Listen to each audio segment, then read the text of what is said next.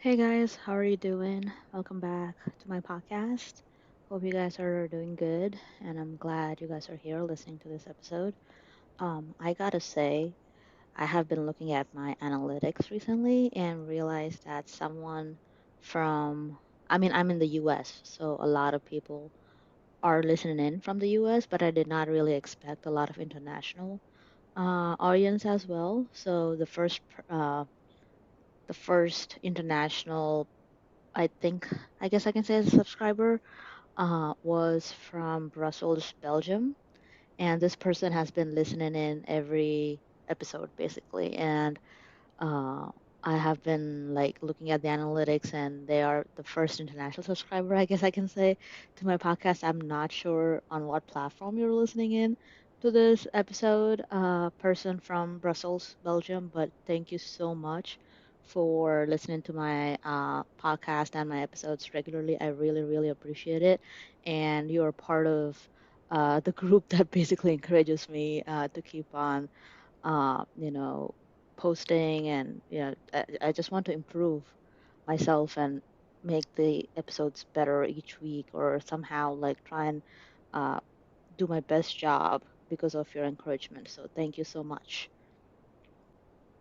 Okay, let's get into the recommendations on what to watch this week if you're bored, just after work day, after the kids are asleep, you guys can just, watch any of these and have a good time, guaranteed, I'm sure. All of these are really good movies and TV shows that I've picked for you guys. So you don't have to like scroll through, or browse through Netflix for an hour to try to find something good to watch. So, because of the writers and actors strikes, it is really difficult right now to find good content. So I would really recommend you guys to listen to these episodes and watch or give just some of the things I talk about a chance. So, you guys can experience, what I've experienced as well. And because of these actors and writers strike, you are not seeing like anybody market these movies or TV shows, especially the new ones. Um, like for example, I was just about to talk about The Morning Show. It's a TV show on Apple TV Plus starring Reese Witherspoon and Jennifer Aniston, and it is coming out. The third season is out right now. It started airing, and I had no idea until like randomly found that out.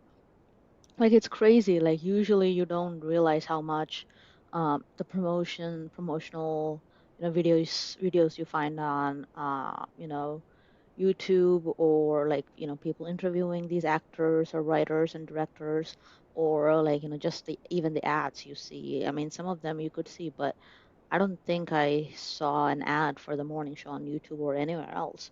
So it is crazy what is going on right now. And I've got to say, season three of the morning show, I feel like it's the best one so far.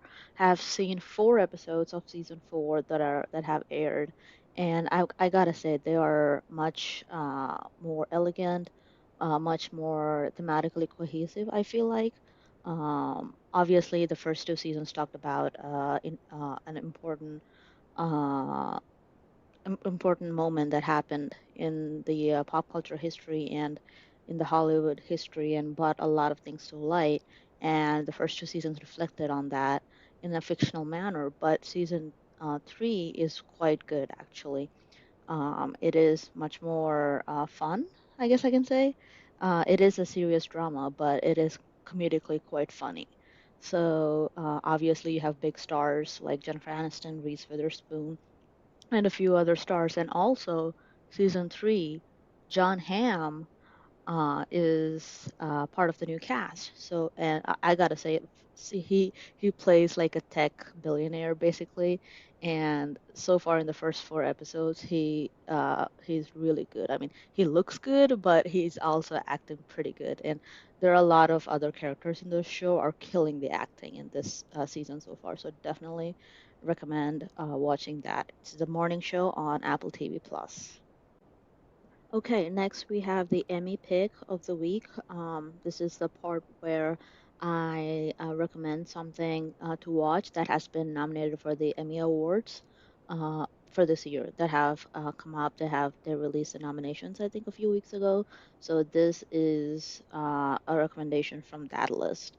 So for this week, I would recommend the Emmy nominated show, or the limited series, I think I should say. It's called The Beef. Oh, no, actually, it's just Beef. It's on Netflix. Oh my God, this show is so good. Like the trailer did not do it justice. The trailer kind of made it, look like it's like a comedy show of two people fighting, but this is so much more than that. Um, Basically, the two main characters, uh, played by Ali Wong and Steven Yeun, they basically get into this road rage incident, and they're both frustrated in their lives for different reasons, and they've never met before, and they just get into this road rage incident in the parking lot of a grocery store, and it just escalates from there. And each episode, it just escalates and escalates and escalates. It just keeps on going, and they've turned this into a very elegant drama towards the end. And some of the things that happen, especially I feel like in the last two episodes, are really good thematically, and also just the way they shot it, it looks really good. And some of the things that happen in the show are so shocking and unexpected. And in some ways you do relate to these characters, because a lot of us, aren't happy in our day-to-day life, or a lot of us feel like, we're stuck in our life. So, in that way, they make the audience relate to the main character. So definitely recommend checking that out. Also on Netflix, they have released two older movies, not like old, but just a few years old, on Netflix. So these are really good movies that I definitely recommend watching. The first one is Snowpiercer. It's also on Netflix. Snowpiercer, it stars Chris Evans, and it's actually directed by Bong Joon-ho, who recently, a few years ago, directed and won Parasite, an Oscar. He won Oscar awards for his directed movie Parasite, and everybody knew about it, and everybody watched that movie. Whoever follows the Oscars, or that those news. So if you knew Bong Joon-ho, you know he's a really good director, and Snowpiercer is so good, and he directed the hell out of it basically. Um, and Chris Evans is the star of this show. Star of this movie. He's the main character. Uh, but oh my God, he is so good in this movie. Like I think this is the best acting I've seen him do. Like, for Captain America, the movies where he plays Captain America. Obviously, I'm a huge fan of those movies. I basically grew up on Marvel Cinematic Universe, but there isn't a lot of acting scope for Chris Evans in that role. But Snowpiercer, oh my God, he is such a good actor, and he should keep acting in good movies. And he was so good, so I definitely recommend watching that movie on Netflix, Snowpiercer. And the next movie, also on Netflix, I would recommend. It's a sci-fi movie called Arrival. You might have seen this, or you might have seen it recommended on Netflix on the homepage. Like, this is such a good movie. It is a sci-fi movie starring Amy Adams and Jeremy Renner, and there are a bunch of other actors in it too. But it's not like a typical pew pew action sci-fi movie where, like, humans fight aliens or something like that. This is a very intellectual movie, and the imagery and cinematography in this movie are mind blowing. Like, they are so beautiful, and it is such a gorgeous movie to look at. And obviously, the acting by Amy Adams is top notch. I mean, she is amazing as usual in this movie as well. Like I said, it's not like an action movie. Where there's a lot of fighting and guns and all that.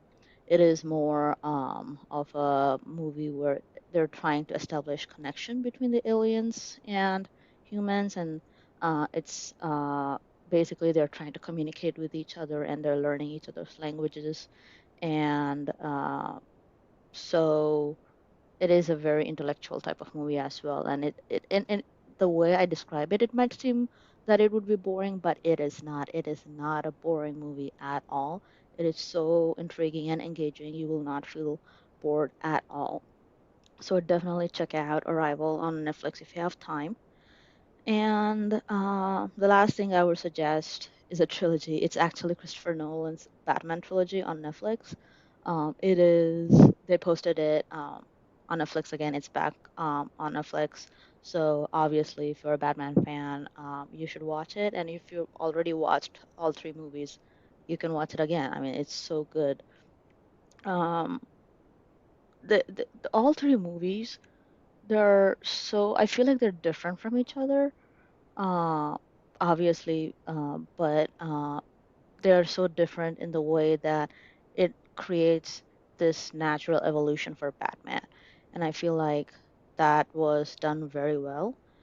Um, in this Batman movie trilogy, the bad guys kind of overshadow the Batman a little bit, obviously with the Joker and uh, Bane, I believe is the bad guy's name, in the third movie in The Dark Knight Rises. But these two villains are so good. I love these two villains.